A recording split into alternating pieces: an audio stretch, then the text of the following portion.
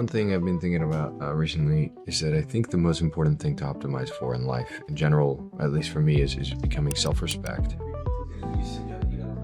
This is like a little bit of a reflection I had through some conversations with some friends. The main idea is like, sometimes I've thought about like, what measuring stick is best for decisions, right? Like, I don't think doing everything for money and stuff like that, like that's a pretty obvious one, but how do you measure whether something is worth the trade or not? And I think that thing is like self-respect. Does this thing make me respect myself more or less? And that's a pretty great measuring stick that I think in most situations will lead you to a pretty great life. And it will lead you to great by whatever standard that is for you. If you have a lot of respect for people who work hard and let's say make a lot of money and like try and do good for the world, then you will probably optimize for that, because that will lead you to be the most, like, the person that you respect the most. Conversely, though, if you respect the people who are the best artists, no matter how little money they make, and you go down that road. And I think this feels fairly obvious, but I think that was the first time that I actually put it into words in terms of like the actual kind of object of my desire is the self-respect. And that's the thing that I should really optimize for, is like, how do I make myself the person who I look up to the most?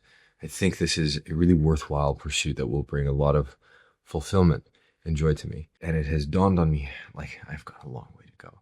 I've got a really long way to go. One of the struggles that I had with YouTube, for example, was like, I don't respect people who do things just for attention, right?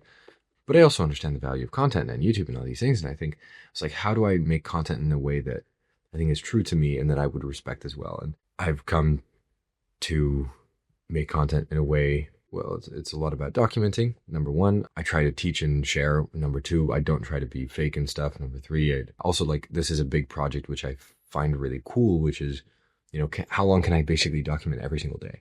And I think this is going to turn into a really cool project at some point for me to look back on. And that's something I would respect, right? And so, like, more of these things, basically, I think are really, really important. Now, it can be confusing sometimes. The answer is not always immediately obvious, like what's more important for you in the long run, but that's been a good framework of mine. Now, today, I'll give a little update on kind of what I've been working on.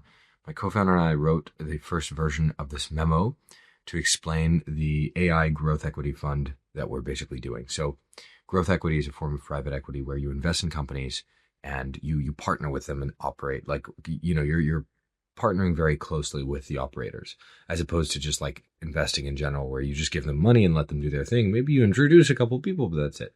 Growth equity is a lot more involved, and I'm really interested in that kind of stuff. I'd like to do that a lot. And I basically want to use my tech background to form an AI first growth equity fund where we basically build out proprietary technology and proprietary tools.